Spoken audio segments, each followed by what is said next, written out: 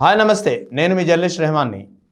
ఏపీలో మంత్రివర్గ పునర్వ్యవస్థీకరణ దాదాపు ఖాయంగా కనిపిస్తోంది. త్వరలో అంటే ఫిబ్రవరి తర్వాత మంత్రివర్గాన్ని రీషఫిల్ చేసే అవకాశాలు స్పష్టంగా కనిపిస్తున్నాయి.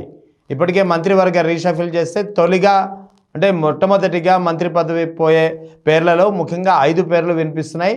దీనికి సంబంధించి మంత్రి ఆనం రామనారాయణ రెడ్డి, పార్థసారథి, కొండపల్లి శ్రీనివాస్, సవిత, వాసంశెట్టి సుభాష్ ఈ పేర్లు ప్రముఖంగా వినిపిస్తున్నాయి. హోంమంత్రి అనిత పేరు కూడా తాజాగా వినిపిస్తోంది. ముఖ్యంగా ఈ 5-6 మంది మంత్రి పదవుల్లో ముఖ్యంగా ఇద్దరికి మాత్రం ప్రధానంగా మంత్రి పదవి పోగొట్టుకునే గండం మాత్రం పెద్దగా పొంచి ఉందని తెలుస్తోంది. ఎందుకంటే వీరిలో ఒకరు నెల్లూరు నుంచి, మరొకరు అనంతపురం జిల్లా నుంచి. అందుకే ఈ మధ్యకాలంలో ఈ ఇద్దరు మంత్రులు కాస్త యాక్టివ్గా అవడమే కాకుండా తరచూ మీడియా సమావేశాల ద్వారా వైఎస్ జగన్పై విమర్శలు చేస్తూ వైఎస్ జగన్ను వివిధ అంశాల్లో టార్గెట్ చేసే ప్రయత్నాలు చేస్తున్నారు. ముఖ్యంగా మంత్రివర్గ పునర్వ్యవస్థీకరణ, క్యాబినెట్ రీషఫిల్ అనేది దాదాపుగా ఖరారైంది. ముఖ్యంగా 5-6 మంది మంత్రుల పేర్లు అయితే ఏదైతే మంత్రులని తొలగించే లిస్టులో 5-6 పేర్లు అయితే ఖచ్చితంగా వినిపిస్తున్నాయి. అయితే ఈ 5-6 పేర్లలో ఇద్దరు మాత్రం ఖచ్చితంగా బూస్టింగ్ ఉంటుందని ఖచ్చితంగా తెలుస్తోంది. ఈ ఇద్దరిలో ఒకరు నెల్లూరుకు చెందినటువంటి మంత్రి ఆనం రామనారాయణ రెడ్డి. ఇక్కడ రామనారాయణ రెడ్డి ప్రస్తుతం దేవాదాయ శాఖను నిర్వహిస్తున్నారు. ఆనం రామనారాయణ రెడ్డిని ఆ పదవి నుంచి తప్పించి, మంత్రి పదవి నుంచి తప్పించి అదే జిల్లాకు చెందినటువంటి ఇద్దరు పేర్లు వినిపిస్తున్నాయి ఆ స్థానంలో మంత్రి పదవి ఇవ్వడానికి. ముఖ్యంగా ఈ ఇద్దరిలో ఒకరు సోమిరెడ్డి చంద్రమోహన్ రెడ్డి పేరు వినిపిస్తోంది, మరొకటి వేమిరెడ్డి ప్రశాంత్ రెడ్డి పేరు వినిపిస్తోంది.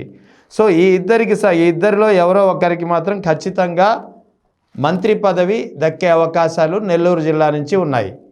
మంత్రి ఆనం రామనారాయణ రెడ్డి స్థానంలో ఒకటి వేమిరెడ్డి ప్రశాంత్ రెడ్డి లేదా సోమిరెడ్డి చంద్రమోహన్ రెడ్డి, ఈ ఇద్దరిలో ఎవరో ఒకరికి నెల్లూరు జిల్లా నుంచి క్యాబినెట్ బర్త్ అనేది ఖాయంగా తెలుస్తోంది ఆనం రామనారాయణ రెడ్డి ప్లేస్లో. ఇక అనంతపురం జిల్లా నుంచి సవిత పేరు ప్రధానంగా వినిపిస్తోంది. మంత్రి సవిత ప్రస్తుతం బీసీ సంక్షేమ శాఖ నిర్వహిస్తున్నారు. ఈమెను పదవి నుంచి తప్పించి కాల్వ శ్రీనివాసులు మాజీ మంత్రి 2014-19 మధ్యలో మంత్రిగా పనిచేశారు. ఆయన్ని మరోసారి క్యాబినెట్లో తీసుకునే అవకాశాలు స్పష్టంగా కనిపిస్తున్నాయి.